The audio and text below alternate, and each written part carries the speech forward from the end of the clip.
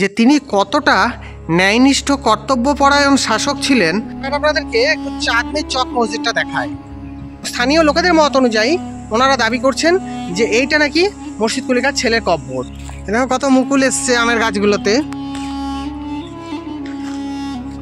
আচ্ছা, আজকে আমার এই চ্যানেলের দ্বিতীয় ভিডিও। আজকে তোমাদেরকে নিয়ে যাব মুর্শিদাবাদের আর একটি গুরুত্বপূর্ণ জায়গা দেখাতে। আজকে যে বিষয়টা তোমাদের সামনে তুলে ধরবো, এই বিষয়টা নিয়ে ভিডিও ইন্টারনেটে খুবই কম আছে। আসলে ব্যাপারটা হচ্ছে, যে ভিডিওগুলো ইন্টারনেটে বেশি পরিমাণে আছে সেগুলো তো তোমরা দেখে একঘেয়ে হয়ে গেছে তোমাদের। তার জন্য আমি চিন্তাভাবনা করে এই ভিডিওগুলো এই চ্যানেলের মধ্যে আপলোড করতে লেগেছি, যেগুলো খুব কম পরিমাণে ভিডিওগুলো আছে সেগুলোই তোমাদের সামনে দেখাবো। আশা করি তোমাদের দেখে ভালো লাগবে। তা দেখো আমি কোথায় যাচ্ছি না যাচ্ছি গিয়ে তোমাদেরকে জানাচ্ছি। আর ভিডিও ভালো লাগলে আমার চ্যানেলটাকে একটু লাইক শেয়ার সাবস্ক্রাইব করে এগিয়ে দিও বন্ধুরা। ওকে, টাটা, চলো। নবাবরা বাংলায় আসার আগে কিন্তু বাংলার অবস্থা এতটা ভালো ছিল না বন্ধুরা। তোমাদেরকে একটা কথা বলে রাখি, নবাবরা আমাদের দেশে আসার পরেই কিন্তু আমাদের দেশের এতটা উন্নত যা দেখছো তোমরা তাদের হাত ধরেই হয়েছিল। ইতিহাস বলছে যে নবাবী আমলে মুর্শিদাবাদে বাংলা, বিহার, উড়িষ্যা তেমন খুব একটা জনপ্রিয়তা ছিল না, কিন্তু যেই ঢাকা থেকে বাংলায় রাজধানীটাকে স্থানান্তরিত করা হলো, অর্থাৎ জাহাঙ্গীরনগর থেকে আমাদের এই রাজধানীটা সরাসরি বাংলাতে চলে আসলো। এক কথায় তোমাদেরকে বলাই যায় যে মুর্শিদাবাদে রাজধানী স্থানান্তরিতকরণের পর বাংলার নবাবদের হাত ধরে এই শিল্প, সংস্কৃতি, ব্যবসা, বাণিজ্য যা আমরা দেখছি আমাদের এই মুর্শিদাবাদ যতটা উন্নতি হয়েছে সেটা কিন্তু এই নবাব বাদশাদের হাত ধরেই সেটা সম্ভব হয়েছে। বন্ধুরা, জানা যায় বাংলার নবাব বাদশারা সেই সময় নাকি প্রচুর আমের বাগান তৈরি করেছিলেন, সেই সাথে তারা অনেক লিচু বাগানও তৈরি করেন। তারা নাকি প্রচুর পরিমাণে এক একজনা আম খেতেন। তা সেই আম খাওয়া থেকেই এত আম গাছের সৃষ্টি। কেমন হয়েছে? বিহার এবং উড়িষ্যার কর্তব্যপরায়ণ স্বাধীন নবাব মুর্শিদ কুলি খাঁ তার কর্তব্য থেকে কোনোদিনও পিছু পা হননি। সমাজের প্রতিটি ক্ষেত্রে তার অবদান ছিল চোখে পড়ার মতো। একদিকে তিনি যেমন ছিলেন ন্যায়পরায়ণ শাসনকর্তা, এবং অন্যদিকে তিনি ছিলেন একজন খুব সুন্দর সাংসারিক মানুষ।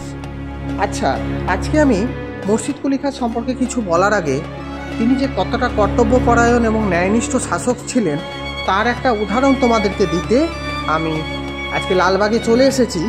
লালবাগের নাগিনাবাগ বলে একটা জায়গা আছে। ওই নাগিনাবাগ এলাকায় একটা জায়গা তোমাদেরকে দেখাবো, যেখানে তুমি কোনো এক মহিলার সাথে জঘন্য অপরাধে লিপ্ত হওয়ার দরুন নবাব মুর্শিদ কুলি খাঁ তার পুত্র সন্তানকে প্রাণদণ্ডে দণ্ডিত করেন এবং তাকে এই একটা নির্দিষ্ট জায়গাতে কবর দেওয়া হয়। মুসলিমদের মত অনুযায়ী যে রমজান মাস চলছে, অর্থাৎ রোজার মাস, তা আমি আজকে শুক্রবার চলে এসেছি আমাদের এই লালবাগ এলাকায় তোমাদেরকে ভিডিওটা করে দেখাবো বলে। যেহেতু আজকে অনেকেই নেই, অনুপস্থিত আছে, আমি একাই করছি ভিডিওটা।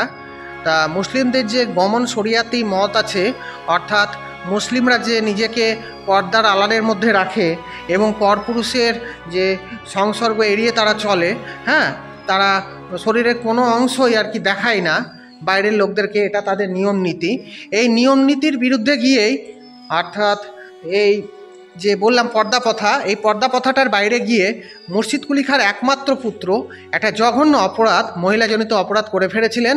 তার জন্যে নবাব মুর্শিদ কুলি খান তার একমাত্র ছেলেকে মৃত্যুদণ্ডে দণ্ডিত করেছিলেন। এটা তোমাদেরকে জানিয়ে রাখলাম। তা সেই জায়গাটা এবার তোমাদেরকে একটু দেখাচ্ছি, তোমরা দেখতে থাকো। শাসনের বিষয়ে তিনি সবসময় কঠোর নীতি অবলম্বন করতেন।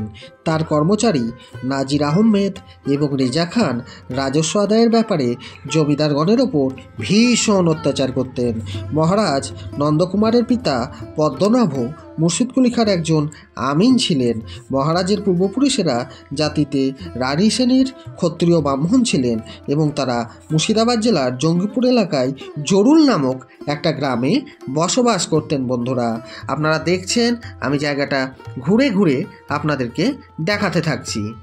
পর্দার মধ্যে থাকা মহিলার ওপরে পাশবিক অত্যাচারজনিত কারণে নবাব মুর্শিদকুলি খাঁ তার ছেলেকে মৃত্যুদণ্ডে দণ্ডিত করেন। তিনি যে বাংলা, বিহার, উড়িষ্যার স্বাধীন নবাব এবং তিনি শাসন কার্যের দিক দিয়ে ছিলেন ন্যায়নিষ্ঠপরায়ণ শাসক, যাকে আমরা কর্তব্যপরায়ণ শাসক হিসাবেও মনে করে থাকি। ইতিহাসে কোনো পৃষ্ঠাতেই সেরকমভাবে তার ছেলের কথা উল্লেখ নেই। কেবলমাত্র ইতিহাসের বইগুলো যখন আমরা উল্টাবো তখন দেখতে পাবো যে তার নিজের কবর, তার মেয়ের কবর এবং সেই সাথে নৌসরি বানু বেগম অর্থাৎ তার ওয়াইফের কবরের কথাই উল্লেখ আছে, যেটা আমি তোমাদেরকে বলে দিলাম আমার ভিডিওতে। ছেলের যে তিনি মৃত্যুদণ্ডে দণ্ডিত করেছিলেন তার কোনো উল্লেখ কিন্তু ইতিহাসের পাতায় তোমরা সেরকমভাবে পাবে না। আমি অনেক তথ্য ঘেটে আর কি এটা পেয়েছি। আমি এখন ঠিক সেই জায়গাটার সামনে তোমাদেরকে নিয়ে চলে এসেছি। অর্থাৎ আমি তোমাদেরকে বলেছিলাম যে আমি মুর্শিদকুলি খাঁর যে একটা ছেলে ছিল তার কব্বরটা তোমাদেরকে দেখাবো, সেই কব্বরটাই তোমাদেরকে দেখাতে আমি আর কি চলে এলাম, সেটা তোমাদেরকে দেখাচ্ছি। এই জায়গাটা দেখছো, এই যে উঁচু ঢিপির মতো করা আছে বন্ধুরা, স্থানীয় লোকেদের দাবি এইটাই নাকি মুর্শিদকুলি খাঁর একমাত্র ছেলের কব্বর। এইখানেই আর কি তাকে কবর দেওয়া হয়েছে। সে জায়গাটা তোমাদেরকে ঘুরে ঘুরে দেখিয়ে দিচ্ছি। মুর্শিদকুলি খাঁ বহরানপুরের দক্ষিণী ব্রাহ্মণ বংশে জন্মগ্রহণ করেন। ইস্পাহানের বণিক হাজি ইস্পাহারের নিকট কিতদাসে তিনি বিকৃত হয়েছিলেন। হাজি সাহেব তার নাম পরিবর্তন করে মোহাম্মদ হাদি রাখেন এবং তাকে ইসলাম ধর্মে দীক্ষিত করেন।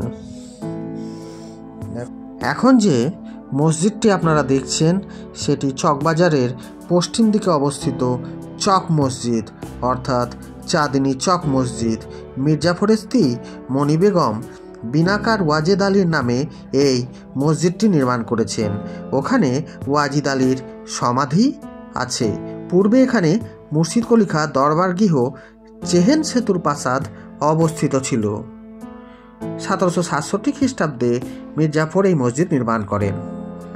বন্ধুরা, এখন আপনারা দেখছেন সেই চেহেন সেতুর প্রাসাদ, গোটাটাই ভগ্নপ্রায় অবস্থা।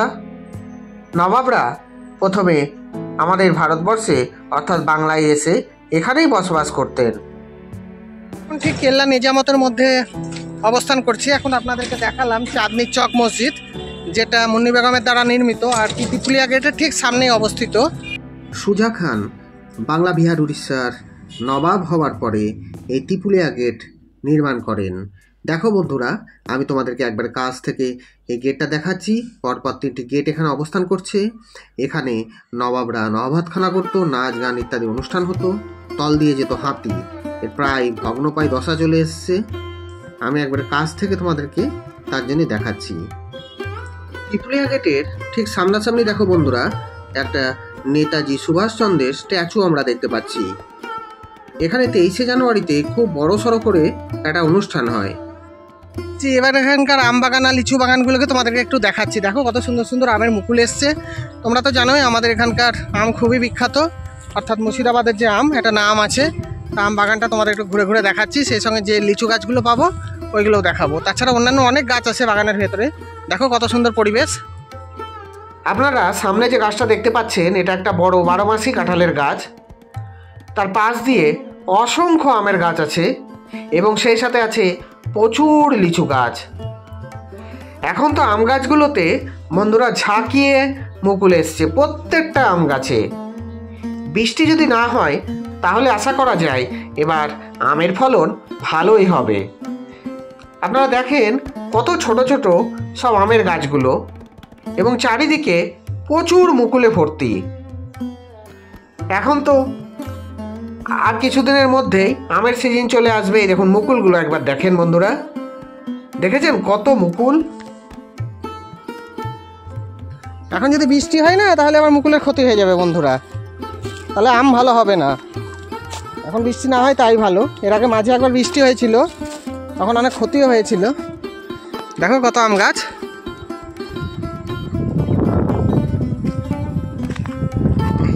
এই দেখো বন্ধুরা, এখানে দুটো চূড়া তোমরা দেখতে পাচ্ছ, কত সুন্দর, সেই সময়কারী সুজা খানের দ্বারা নির্মিত।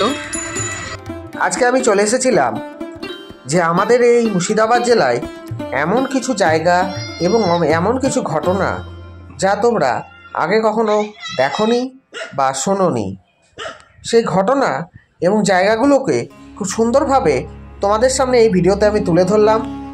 আমি সম্পূর্ণ তথ্যটা নিয়েছিলাম বই এবং ওখানকার লোকেদের মুখ থেকে জেনে। যদি কিছু ভুল হয় আমাকে ক্ষমা করো।